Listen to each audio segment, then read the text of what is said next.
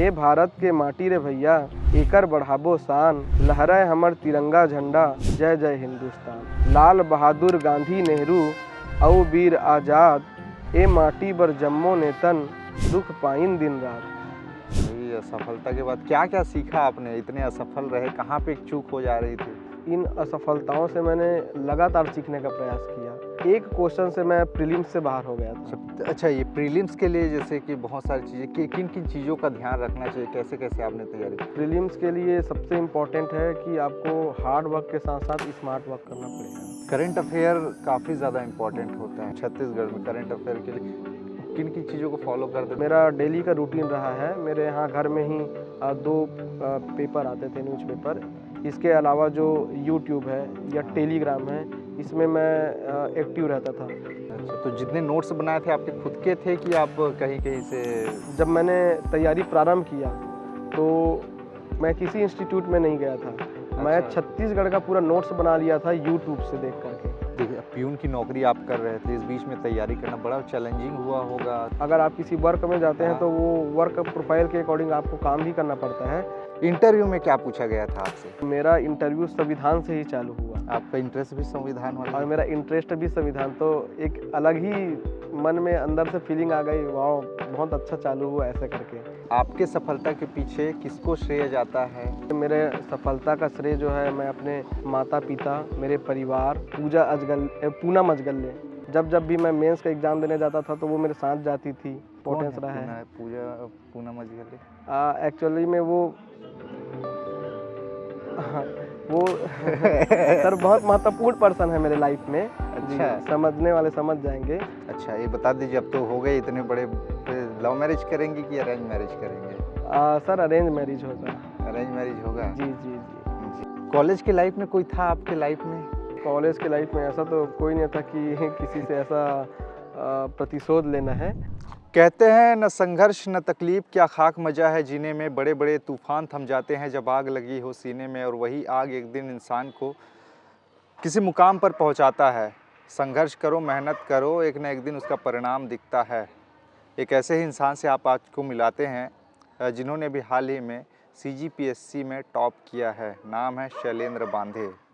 काफ़ी चर्चा है इनकी और जानेंगे आज इनके जीवन के बारे में और कैसे इन्होंने मेहनत की, क्योंकि वो ज़्यादातर लोग ही रहते हैं, स्टूडेंट ही, जो ऐसे लोगों को देखते हैं, मोटिवेशन लेते हैं। और आज शैलेंद्र जी खुद हमें बताएंगे उनके तैयारी का टिप्स और ट्रिक्स, क्या कुछ उन्होंने कैसे तैयारी की। पहले तो शैलेंद्र जी बहुत बहुत बधाई हो आपको। जी बहुत बहुत धन्यवाद सर। इतने बड़े भाई मायने रखता है।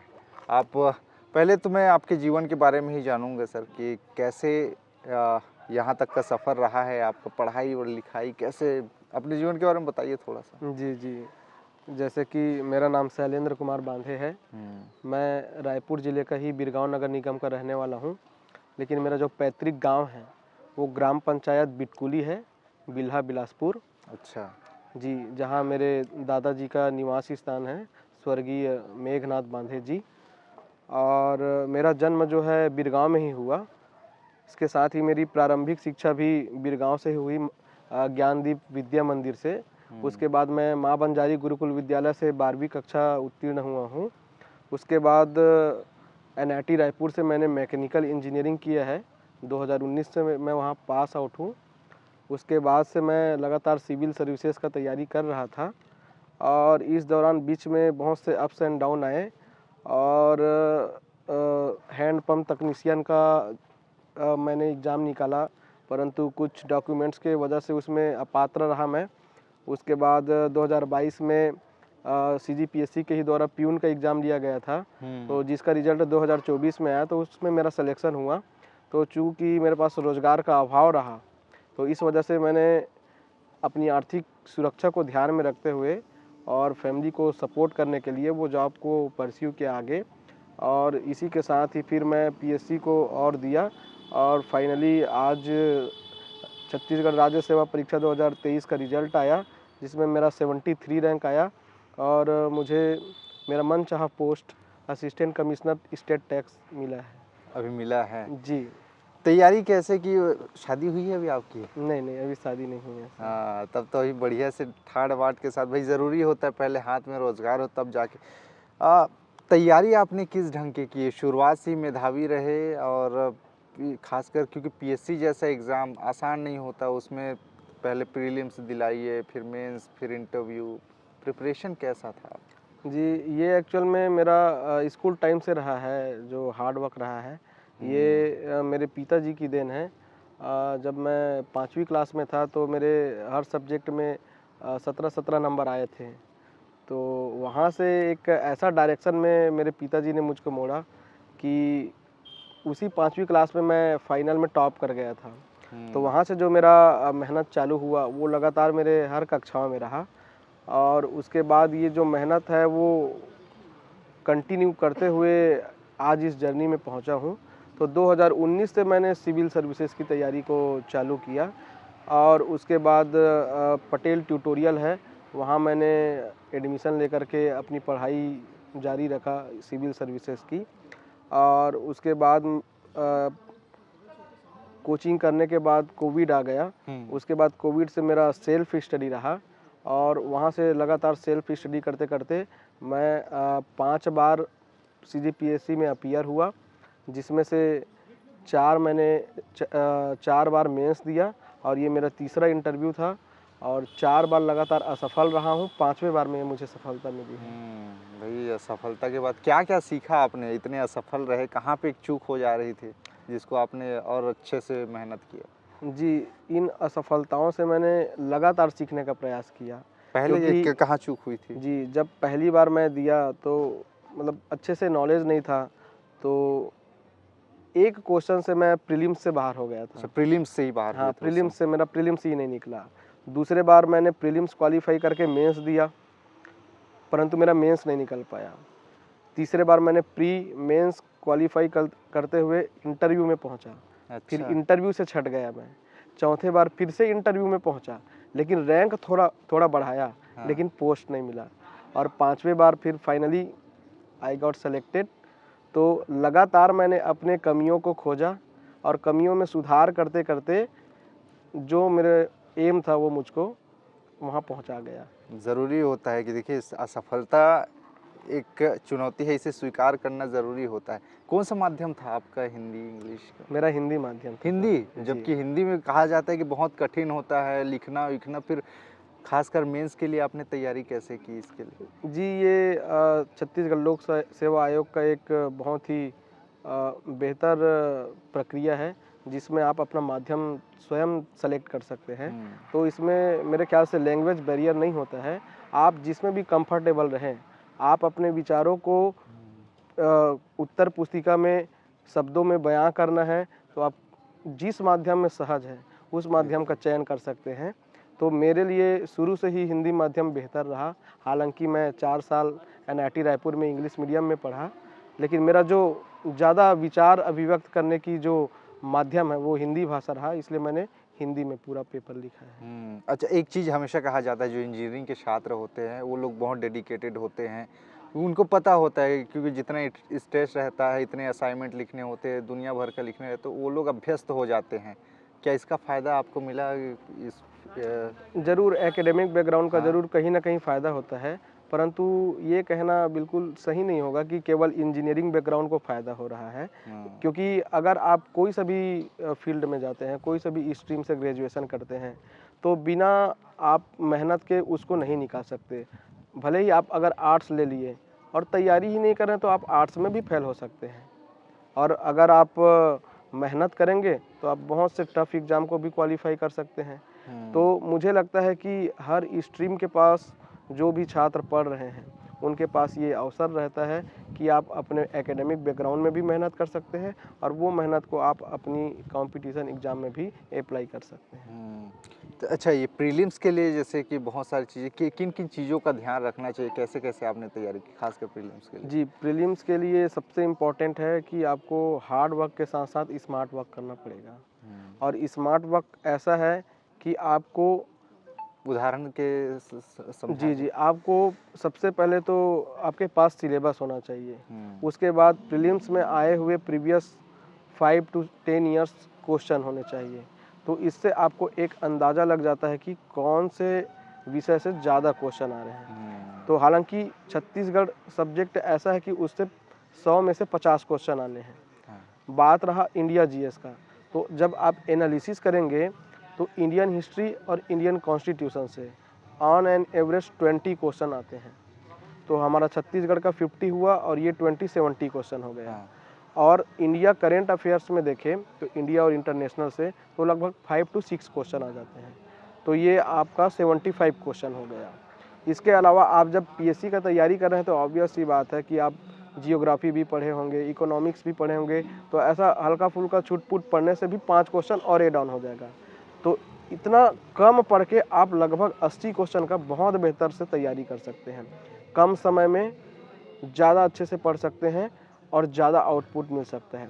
तो मेरा ये मानना है कि अगर आप छत्तीसगढ़, इंडियन कॉन्स्टिट्यूशन और इंडियन हिस्ट्री और करेंट अफेयर्स को ज़्यादा बेहतर से बेहतर कर लिए और ये 75 से 80 क्वेश्चन का बेहतर रूप से तैयारी कर लिए, तो आपको केवल क्वालिफाई होने के लिए 60 से 65 क्वेश्चन सही होने चाहिए। तो मेरा ये मानना है कि हार्ड वर्क के साथ साथ आपको स्मार्ट वर्क भी करना पड़ेगा, क्योंकि प्रीलिम्स का जो सिलेबस है उसका कोई और छोर नहीं है। तो आपको ये एनालिसिस करना पड़ेगा कि मैं किसको ज़्यादा समय दूँ। करंट अफेयर काफ़ी ज़्यादा इम्पोर्टेंट होता है जी, बहुत करंट अफेयर इम्पोर्टेंट के है लिए, खासकर छत्तीसगढ़ में करंट अफेयर के लिए किन किन चीज़ों को फॉलो करते थे? न्यूज़पेपर वगैरह पढ़ते थे? जी, मेरा डेली का रूटीन रहा है। मेरे यहाँ घर में ही 2 पेपर आते थे, न्यूज़पेपर, एक नवभारत और दूसरा है पत्रिका, तो मैं दोनों न्यूज़पेपर डेली पढ़ता था। इसके अलावा जो यूट्यूब है या टेलीग्राम है, इसमें मैं एक्टिव रहता था। तो इससे मुझे बहुत सारे जो करंट के न्यूज़ हैं, इसकी जानकारी हो जाती थी। तो ये मैं कंटिन्यू रखता था इस चीज़ को।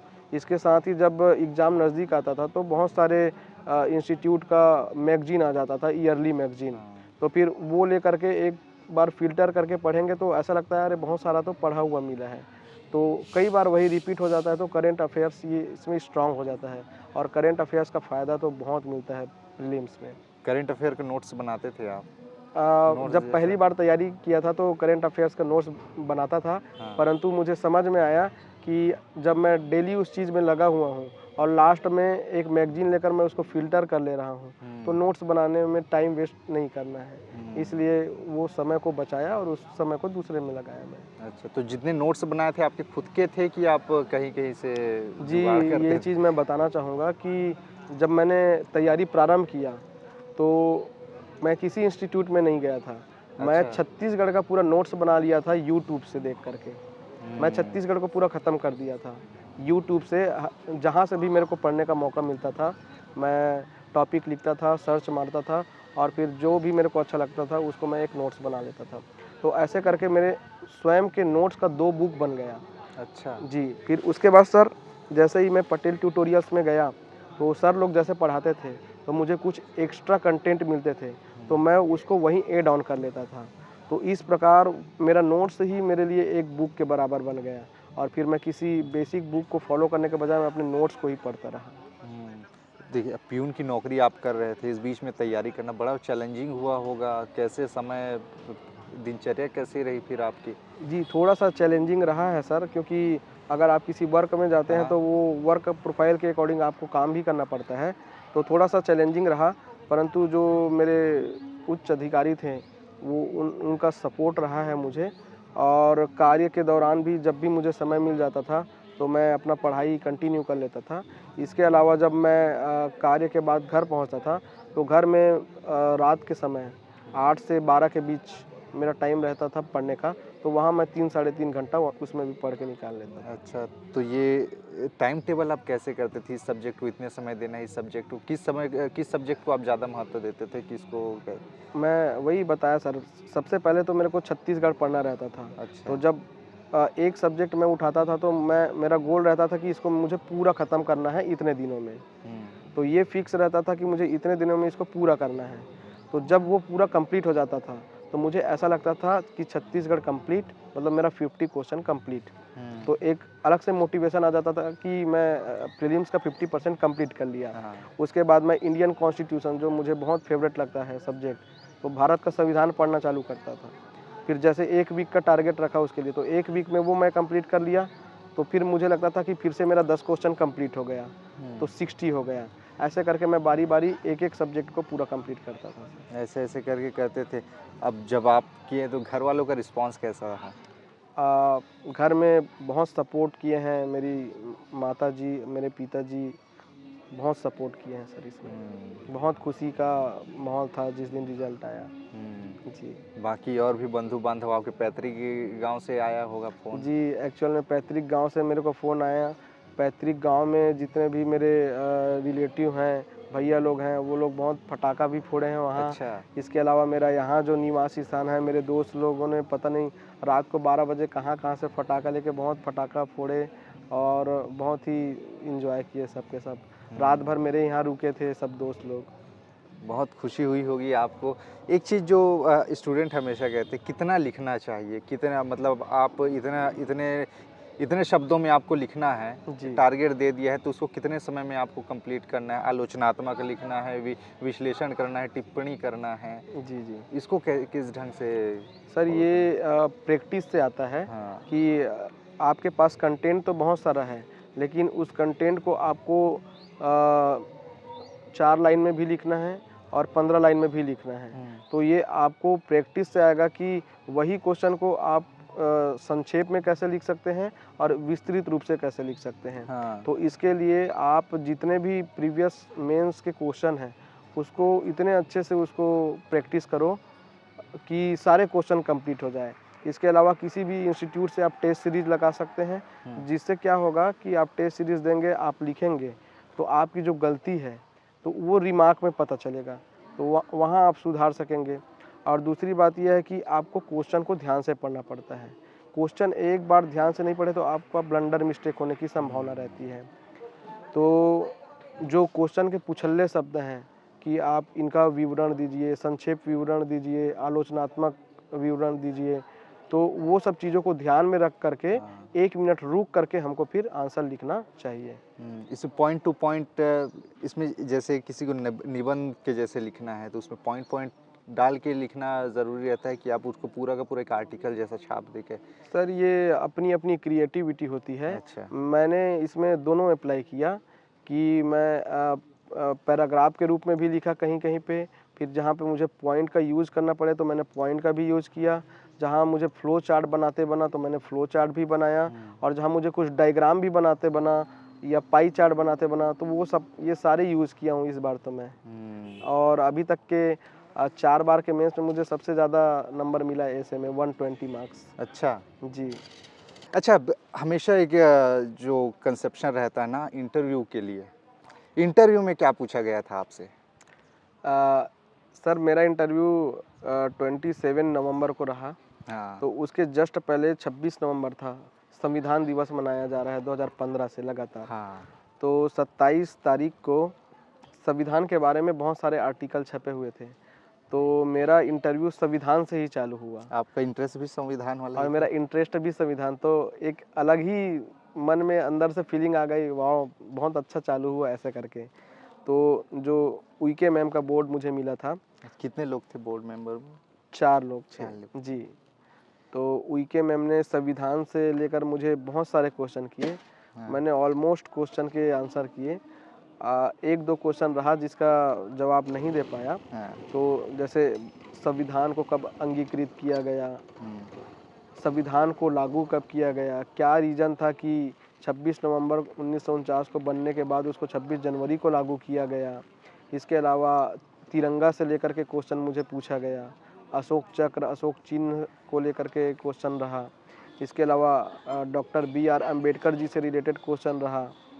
इसके अलावा सर मैकेनिकल इंजीनियरिंग का फील्ड था, तो कैड के बारे में मुझे पूछा गया। कार्नोट साइकिल के बारे में मुझे पूछा गया। छत्तीसगढ़ से बहुत सारे क्वेश्चन हुए। सतनाम पंथ से संबंधित क्वेश्चन हुआ।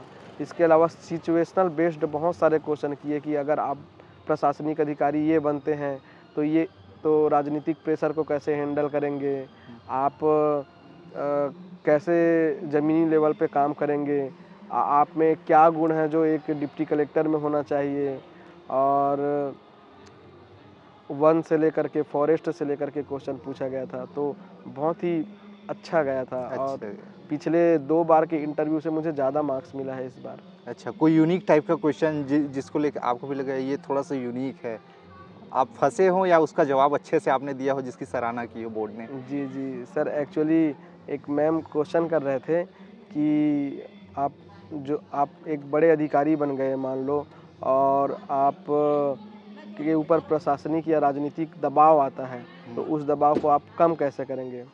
तो मैं इसमें जवाब दिया कि सबसे पहले मैं अपने उच्च अधिकारी से सलाह लूँगा इस संबंध में, ताकि इस विषय से वो भी जुड़ जाए या उनके संज्ञान में भी आ जाए, तो इससे मेरा दबाव कम हो सकता है। दूसरा मैं ये बोला कि जो मेरे को नियम के अनुसार कार्य करने का ज़िम्मेदारी मिला है, तो मैं नियम के अनुसार कार्य करना चाहूँगा, ताकि भविष्य में अगर कोई प्रश्न चिन्ह उठाए तो मैं ये बता सकूँ मैंने नियम से काम किया है, तो मुझे दबाव फ़ील नहीं होगा। तीसरा पॉइंट मैंने ये रखा कि मैम मेरा हॉबी छत्तीसगढ़ी कविताएँ लिखना है, तो मैं अपने मन को शांत रखने के लिए छत्तीसगढ़ी कविताएँ भी लिख सकता हूँ और मेरा मन शांत रहेगा तो ऑटोमेटिक जो मेरा प्रेशर है वो भी कम हो जाएगा। तो मैम बोले, "अरे! आप छत्तीसगढ़ी कविताएँ भी लिखते हैं?" ऐसा करके वो फिर पन्ना पलट के देखे, तो मैं बोला, "जी मैम।" तो बोले, "यार सुना दीजिए अपनी लिखी हुई करके।" हाँ, तो फिर उस इंटरव्यू को जो मेरे हॉबी से नहीं पूछा जा रहा था, हाँ। तो उसको मैंने मेरे हॉबी में मोल्ड कर लिया।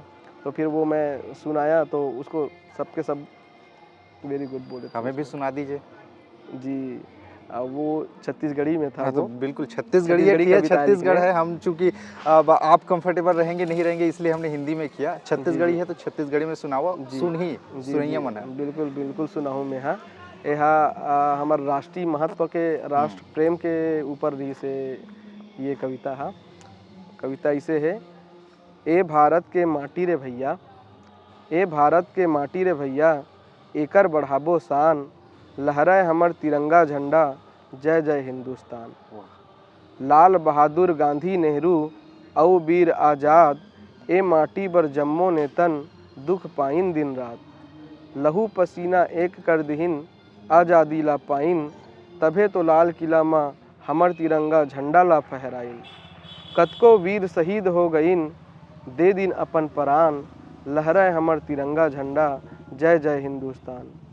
गंगा जमुना सिंधु नदी, एकर महिमा लगाथे, और चारों तीरथ धाम इहें ले, धर्म के शंख बजाथे।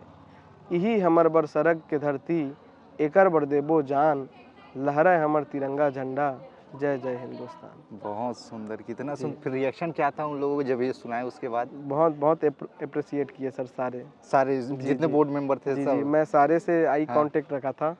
बहुत अच्छा था वो अच्छा। फीलिंग। जी। तो फाइनली अगर मैं आपसे पूछूं कि इंटरव्यू के लिए प्रिपरेशन अगर करनी हो तो किस ढंग की इंटरव्यू के लिए जी, उसमें इंटरव्यू क्या के क्या देखा जाता है, किन किन बिंदुओं पर फोकस बोर्ड मेंबर्स का रहता है? जी, जी। एक्चुअल में सर पर्सनालिटी, बॉडी लैंग्वेज, क्या क्या चीज़ें जी, जी। आती हैं? अब पर्सनैलिटी तो है ही उसका एक इम्पोर्टेंट फैक्टर है। इसके अलावा जो आपका डेप होता है डिटेल एप्लीकेशन फॉर्म, व्यक्तिगत विवरण बोलते हैं। बिल्कुल। तो वो उसको जो भरते हैं वो सारे मेंबर्स के पास जाते हैं और मोस्टली क्वेश्चन उसी से उठता है।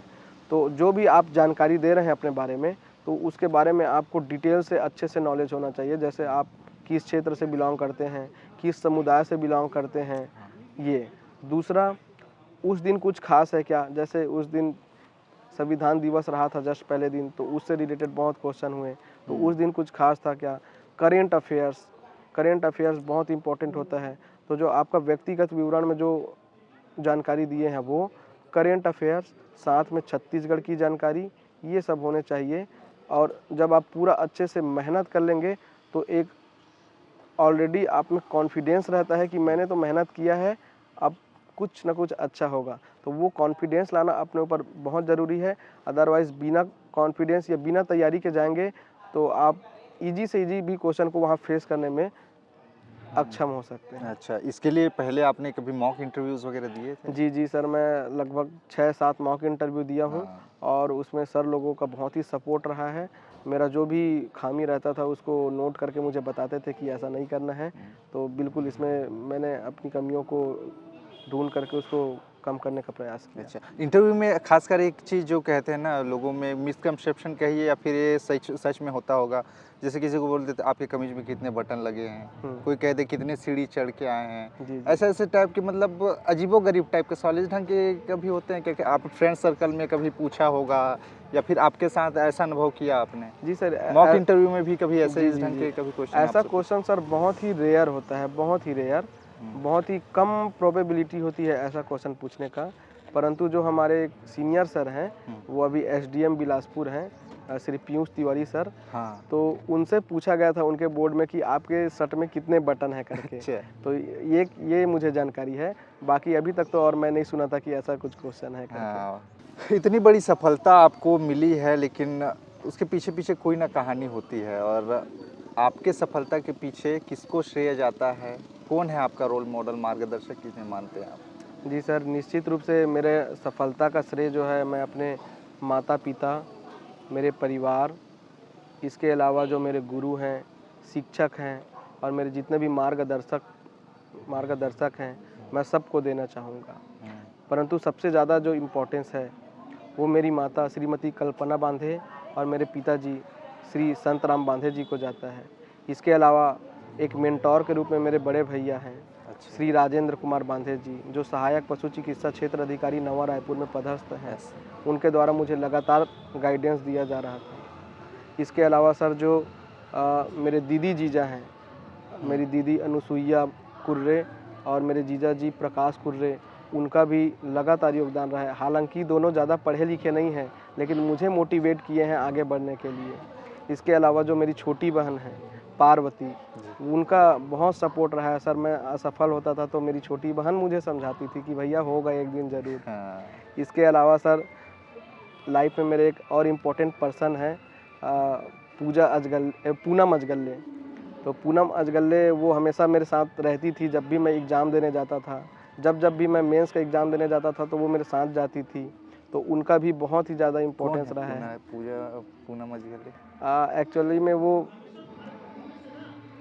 हाँ, वो सर बहुत महत्वपूर्ण पर्सन है मेरे लाइफ में। जी, अच्छा। समझने वाले समझ जाएंगे। तो वो ठीक, इम्पोर्टेंट इशारा ही पर्सन काफ़ी है, है। हम जी समझ जी। गए। और इसके अलावा सर मेरे फ्रेंड में रविशंकर घृतलहरे है, जो अभी वर्तमान में सर बहुत बड़े इंजीनियर हैं। वो पारादीप में उनका पोस्टिंग है, वो अच्छा। पीएसयू में जॉब करते हैं। तो जब भी मैं टेस्ट देने जाता था तो वो मेरे लिए खाना बनाते थे, तो उसको मैं कभी नहीं भूल सकता। इसके अलावा और मेरे फ्रेंड में मुकेश देवांगन हैं, प्रवेश पांडे है और मेरे सर रहे हैं लक्ष्मीकांत कुर्रे सर, उनका भी मार्गदर्शन रहा है। और भी बहुत सारे फ्रेंड हैं जिनकी लिस्ट बहुत है। तो बहुत सारे हैं सर जिन्होंने मुझे योगदान दिया। फ्रेंड सर्कल कैसा था आपका? ऐसी पढ़ाई वाला माहौल था कि क्या है, बहुत संगति का असर होता है? जी जी, मेरा जो फ्रेंड सर्कल रहा है सर बहुत ही डेडिकेटेड लोग रहे हैं। बहुत ही अच्छा फ्रेंड सर्कल रहा है, उससे मुझे बहुत सीखने को मिला है। जी जी। अच्छा, ये बता दीजिए, अब तो हो गए इतने बड़े, लव मैरिज करेंगे कि अरेंज मैरिज करेंगे? सर अरेंज मैरिज होगा। अरेंज मैरिज होगा? जी जी जी। चलिए ठीक है। अच्छा, हमेशा आप 2019 से इतने तैयारी रहे, अक्सर कहते हैं ना सोशल मीडिया का ज़माना है, जी सोशल मीडिया से जुड़े रहे, आप देखते हैं कि सोशल मीडिया में एक्टिव नहीं है? कैसे? सर एक्चुअली मैं स्टार्टिंग में मैं सोशल मीडिया में रहा हूँ, फेसबुक में रहा हूँ, लेकिन मैंने ये प्रण ले लिया था कि जब तक मेरा इसमें सिलेक्शन नहीं होता मैं इसको ओपन नहीं करूँगा। तो वो अभी तक से बंद है, लेकिन अभी 1-2 दिन में आप उसको ओपन करने वाला हूँ। अनइंस्टॉल कर दिए थे कि जी बंद ही जी, कर दिए थे? अनइंस्टॉल था वो सर मेरा अभी सिर्फ तक और से। सिर्फ यूट्यूब चलता था, उसी में कहीं-कहीं न्यूज़ देखने, करंट अफेयर्स वगैरह यूट्यूब देखने थे। और टेलीग्राम्स। टेलीग्राम्स, जी उसमें जितने भी अलग-अलग एकेडमी के जी ग्रुप्स हैं उसमें ऐड जी रहे सर होंगे। जी। कोचिंग आपने की पटेल ट्यूटोरियल से पटेल ट्यूटोरियल रायपुर। से की? जी पटेल ट्यूटोरियल कब से जुड़े उनके साथ में आप? सर वो मैं 2019 में ही जुड़ा, अच्छा। 2019-20 में। तो मेरे पास दुविधा थी कि मैं आगे अपने इंजीनियरिंग फील्ड में जाऊं कि सिविल सर्विसेज में जाऊं। तो फाइनली मैंने सिविल सर्विसेज को चुना। तो मैं गेट का तैयारी नहीं किया, तो फिर सब लोग गेट का तैयारी कर रहे थे फाइनल ईयर में। अच्छा। तो मैंने सोचा कि मुझे भी करना चाहिए अगर मैं इस फील्ड में जा रहा हूँ। तो पास में पटेल ट्यूटोरियल ही था, एनआईटी रायपुर के जस्ट बगल में। तो मैंने वहाँ गया और सीधा मेंस में एडमिशन लिया। प्रीलिम्स का नहीं लिया सर, मेंस का एडमिशन लिया सीधा, और वहाँ सिर्फ मैंने मेंस का ही कोचिंग लिया है। और वो भी सर वो आधा हो गया जब कोविड आया तो। अच्छा। कोविड आया तो पढ़ाई आधा हुआ था, और फिर मेरा प्रीलिम्स में सिलेक्शन नहीं हो पाया 2019 का, उसी समय दिया था तो एक क्वेश्चन से रह गया। तो फिर मैं एसीएफ का तैयारी में जुट गया था। तो एसीएफ के तैयारी में जुटा तो मैंने फिर मेरा मेंस छूट गया, तो आधा ही पढ़ाई हुआ था सर मेरा उसमें। फिर बाकी मैं सेल्फ स्टडी करके, इंटरनेट का यूज़ करके, यूट्यूब का यूज़ करके फिर मैं अपने पढ़ाई को पूरा कर लिया था, हर एक सिलेबस को। देखिए, इंटरनेट कई लोगों के लिए कहते हैं कि ये ख़राब चीज़ है, कई लोगों के लिए अच्छी चीज़ भी है। इंजीनियरिंग की पढ़ाई आपने की, एक अच्छा सवाल मैं आपसे पूछता हूँ, आप बताएँगे? कॉलेज के लाइफ में कोई था आपके लाइफ में? ये जैसे होता है ना, ठुकरा के मेरा प्यार इंतकाम देखेगी, उसको ऐसा करने के लिए ऐसा था कि मन में ऐसा कुछ था क्या जी? नहीं सर, कॉलेज के लाइफ में ऐसा तो कोई नहीं था कि किसी से ऐसा प्रतिशोध लेना है। हाँ। बस मैं ये चाहता था कि मैं अपना करियर में आगे बढ़ूं और अपने फैमिली को सपोर्ट करूं। फैमिली सपोर्ट मम्मी कर। पापा को खुश करना मेरा ज़्यादा मुख्य उद्देश्य था। अच्छा, जी। तो घर में पापा क्या करते हैं? जी, मेरे पापा जो हैं कृषक हैं, कृषक खेती को देखते हैं। इसके अलावा वो प्राइवेट प्रैक्टिशनर भी हैं। अच्छा। जी। जी सर। और माताजी? माताजी गृहिणी हैं। गृहिणी हैं। जी। देखिए, अब भाई, अब किसी के भी लाइफ में संघर्ष हो और बाद में सफलता मिले ना, तो उसका एक अलग ही आनंद होता है। और आज शैलेंद्र जी ने बता दिया कि सच में अगर मेहनत आप करें, एक असफलता मिलेगी, 2 असफलता मिलेगी, बस एक प्रयास। कभी-कभी क्या है ना, चाबी के गुच्छे के आखिरी चाबी से भी ताला खुल जाता है। और यही है, 5 बार प्रयास करने के बाद आज इनको ये मुकाम मिला है। बहुत-बहुत शुभकामनाएँ हैं इनको, इनके भविष्य को लेकर। बहुत अच्छे से इन्होंने बात की। जाते-जाते जो युवा आपको देख रहे हैं, सुन रहे हैं, ख़ासकर इस फील्ड में आना चाहते हैं, सिविल सेवा में, उनके लिए क्या संदेश है? कैसे तैयारी करनी चाहिए? शॉर्ट में अगर करना है तो क्या? कई लोग अभी जैसे फॉर्म आएगा, फिर से अभी पद आए हैं, लाखों लोग करेंगे, छँट आ जाएँगे आधे लोग। तो वही मेहनत को लेकर बता दीजिए। जी, मैं बिल्कुल युवाओं से ये आग्रह करना चाहूँगा कि वो सिविल सर्विसेज में आएँ। इस फील्ड में आपका वेलकम है, लेकिन जब भी आएँ तो अपने साथ पेशेंस ज़रूर रखना, क्योंकि पीएससी पेशेंस मांगता है। अगर असफल होते हैं तो धैर्यता बनाए रखना है। इसके अलावा लगातार डेडिकेशन के साथ रहना है, कंसिस्टेंसी के साथ पढ़ाई करना है आपको, और अनुशासित रह के पढ़ाई करना है।